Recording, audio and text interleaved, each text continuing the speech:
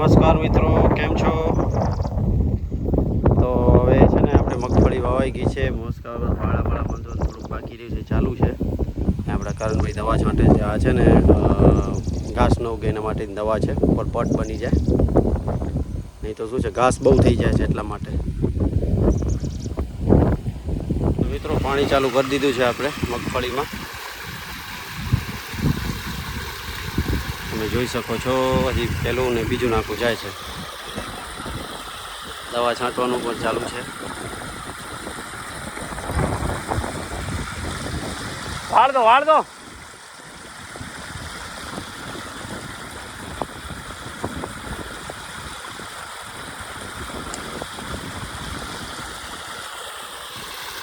પહેલી વખત છે એટલે પાણી ધ્યાનથી ચલાવવું પડશે. બીજી વખત હાલી જશે એટલે વાંધો નહીં આવે.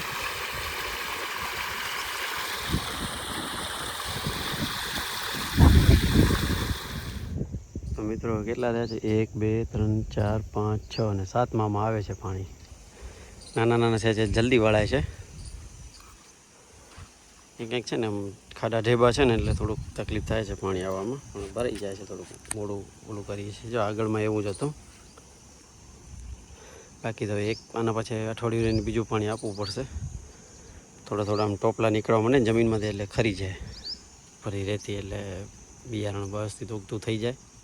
ઊભા રહે જમાઈ.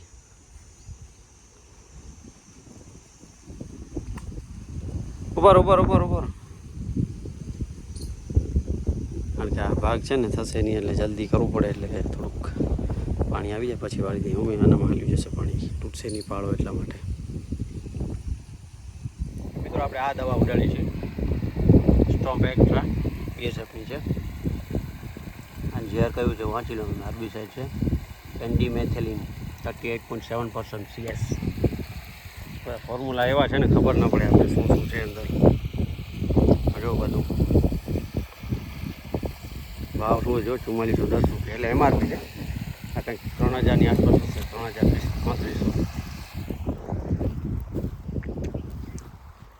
કાટું પૂરું થવા આવ્યું છે. અહીંયા કેટલા થાય? 1 2 3 4 5 6 7 8 9 10 11 12મું જાય છે.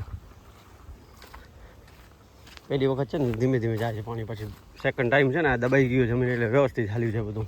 એ બધું વ્યવસ્થિત રીતનું જાય છે.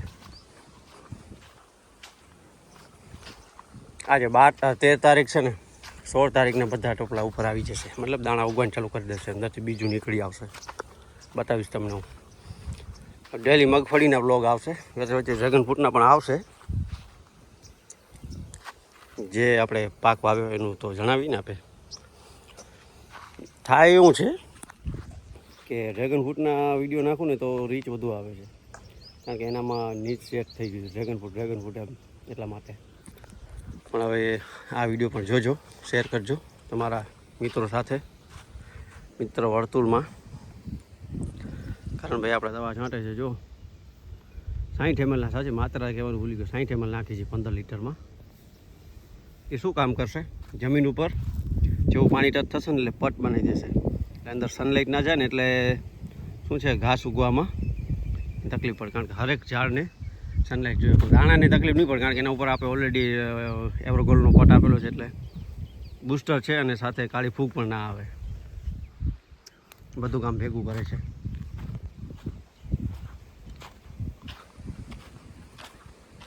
ક્યાંક આપણે બિપિનભાઈ પાસે આડું હાલી ગયું છે ટ્રેક્ટર. તો મિત્રો 20 જેવા થઈ ગયા છે, ગણ્યા તો નથી, 20ની આસપાસ થઈ ગયા હશે, 20થી વધુ થયા હશે. હવે છે ને લાંબા આવે છે ને પાળિયા, એટલે પાણી પહોંચવામાં થોડુંક ટાઈમ લાગે છે. આમ પછી લાંબા થશે. જો સામે ત્યાં છે ને ઢાળીઓ છે, ત્યાં સુધી લાંબા થશે. પછી છે ને 2 ઢાળિયા થઈ જશે, ટૂંકા થઈ જશે. નીચેનો ભાગ પીશે, બતાવું તમને ઢાળીઓ ક્યાં છે.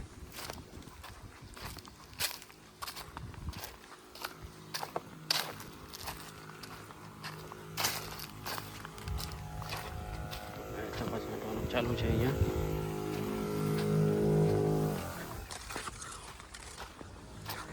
હા છે ને પછી અહીંયા સુધી સિંગલ પાળિયા જશે. પછી અહીંયાથી ભાગ બની જશે નીચેથી. સામે ત્યાં આવું જે આડો જાય છે ને ત્યાં તો નીચેનો ભાગ પીસે, પછી ઉપરનો પીસે. પછી આગળ જશે, આગળનું નીચેનું બી છે, પછી ઉપરનું બી છે, એટલે એવી રીતે થશે. ટોટલ કેટલા ભાગ થયા? 1 2 3 4 ને 5મો ભાગ એવી રીતે છે. 5 ભાગ થયા છે. આ છે ને આમ મારી દઈશું અને અહીંયાથી પાણી જશે. પેલો નીચેનો બી છે, પછી ઉપરનો બી છે. સાંજ સુધી લગભગ હવે કેટલા બાકી રહ્યા છે? 1 2 3 4 5 6 7 8 9 10 11 12 15 છે.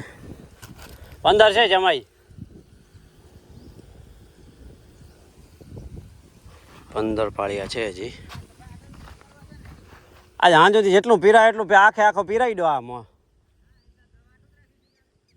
દવા જેટલી છાંટાય એટલી છાંટી દઈએ, એવું નથી.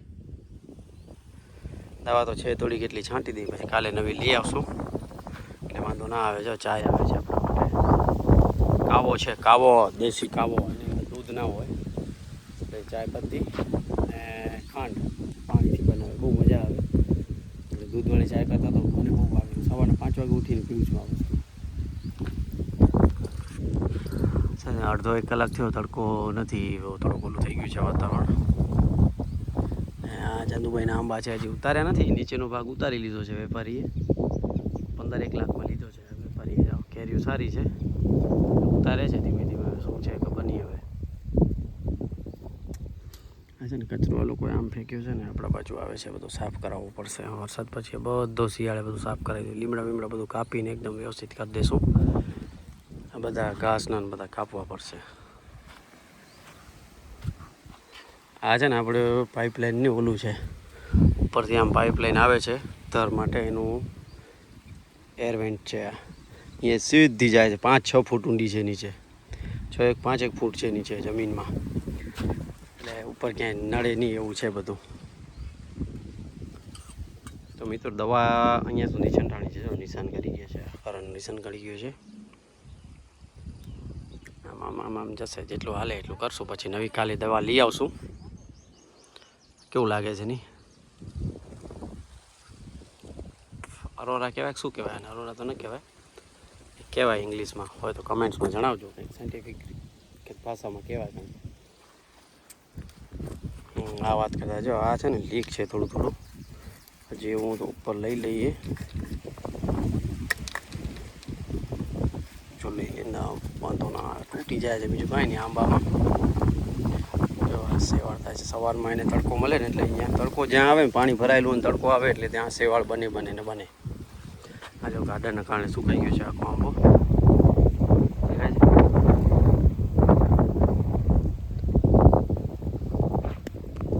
ચાલો વિડીયોને કરી અહીંયા એન્ડ. મળીએ નેક્સ્ટ વ્લોગમાં. નવા હો તો ચેનલને સબસ્ક્રાઈબ કરજો, વિડીયોને શેર કરજો, લાઈક કરજો અને કમેન્ટ્સમાં જણાવજો. બેલ આઇકન દબાવવાનું ના ભૂલતા. ચલો બાય.